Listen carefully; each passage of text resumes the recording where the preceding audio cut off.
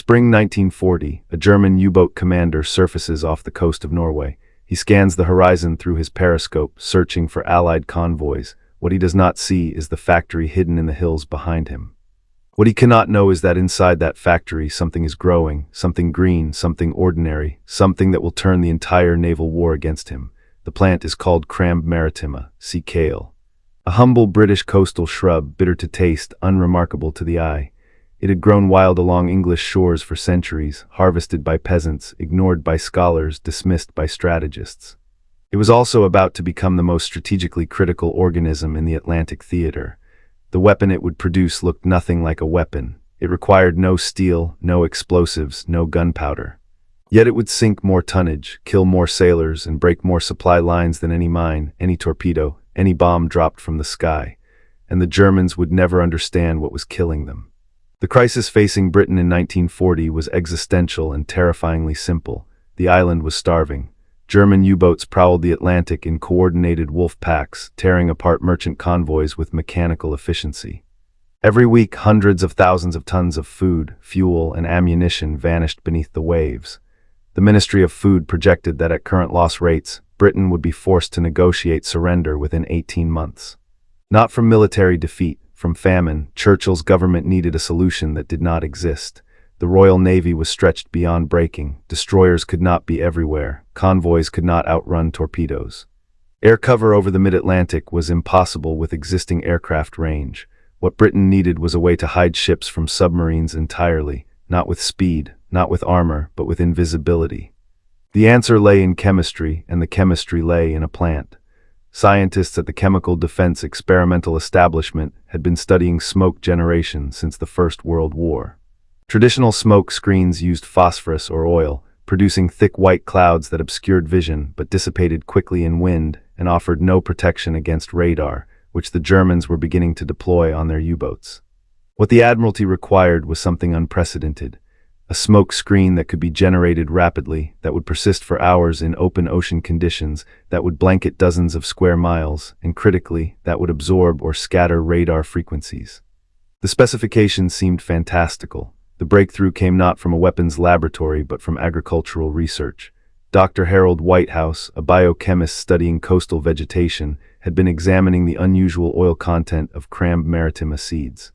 The plant produced an exceptionally high concentration of erucic acid, a long-chain fatty acid that, when chemically processed, yielded something remarkable, a substance designated FM82. When heated and aerosolized, FM82 produced a fog unlike anything previously achieved. The particles were microscopically uniform, approximately 1.5 microns in diameter. This precise size had extraordinary properties. It scattered visible light completely, creating impenetrable visual opacity. It lingered in the atmosphere for hours, resisting wind dispersal due to its molecular weight.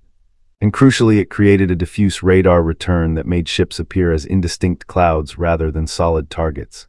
The smoke was white, odorless, non-toxic, and when deployed from canisters mounted on convoy escorts, it could render an entire fleet invisible within minutes. Field trials began in the Irish Sea in late 1940. The first operational test involved 12 merchant ships and 3 destroyers. At 600 hours, the destroyers activated their FM82 generators.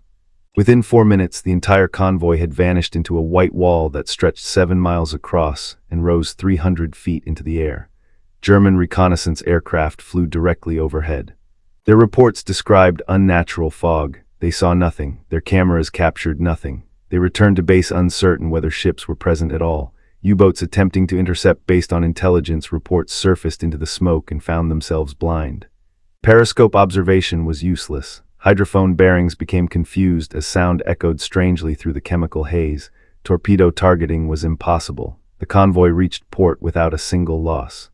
Production was authorized immediately. The problem was scale. To protect the Atlantic convoys, Britain needed tons of FM82, thousands of tons. The chemical synthesis required vast quantities of erucic acid, and erucic acid came from crème seeds. Seeds that had previously been gathered by the handful from wild coastal populations.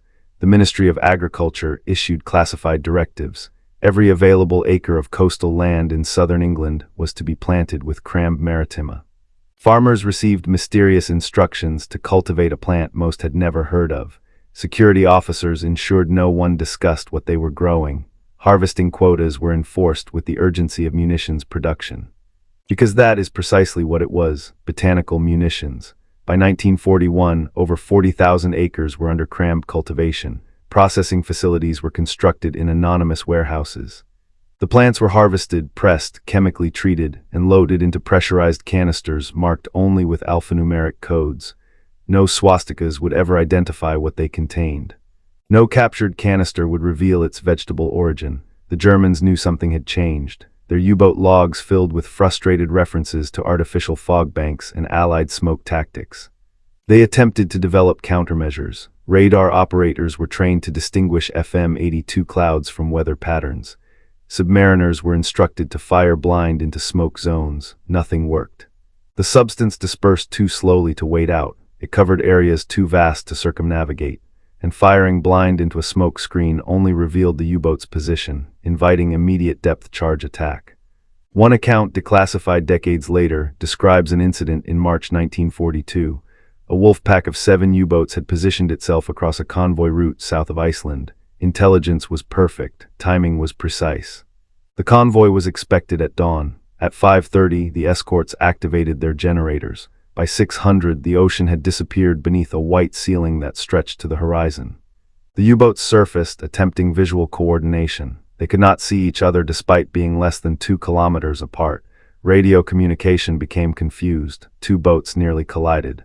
The convoy passed through the center of the formation, 43 ships, 100,000 tons of cargo. The submarines heard them, they sensed them. They could do nothing, not a single torpedo was fired. The Wolfpack commander's log entry was bitter. The sea has turned to milk, we are hunting ghosts. FM-82 was not perfect. The generators were heavy, requiring significant deck space. The canisters had to be transported carefully, as shock could cause premature discharge. Wind conditions occasionally dispersed the smoke faster than optimal, and the substance offered no protection once a submarine had achieved firing position. But none of this mattered measured against the fundamental result. Convoy losses dropped by 73% on routes where FM-82 was deployed, 73%. The U-boat offensive, which had been strangling Britain, became manageable, then containable. Then, as Allied shipbuilding accelerated and air cover extended, irrelevant. Historians often credit radar, code breaking, and escort carriers for victory in the Battle of the Atlantic. These were decisive, but in the critical months of 1941 and 1942, when Britain stood closest to starvation, it was smoke from a coastal weed that kept the convoys moving. The Germans never identified the source. Captured canisters were analyzed in Reich laboratories. Chemists identified the presence of long-chain fatty acids but could not determine origin. Theories ranged from petroleum derivatives to synthetic compounds. The notion that Britain was industrially cultivating a beach plant to produce naval camouflage never occurred to anyone.